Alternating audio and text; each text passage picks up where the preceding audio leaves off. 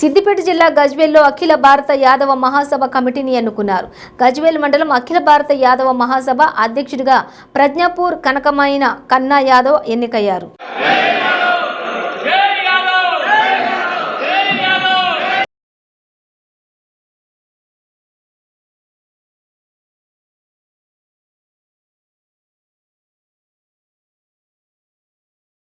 ఇది కాగానే గల్లలు ఎగిరేసుకొని గడ్వాలు కప్పుకొని ఆల్ పార్టీల దగ్గరికి పోయి మంత్రుల దగ్గర పోగరెళ్తారు తప్ప మన సంఘం పరిస్థితులను పట్టించుకుంటలేరు.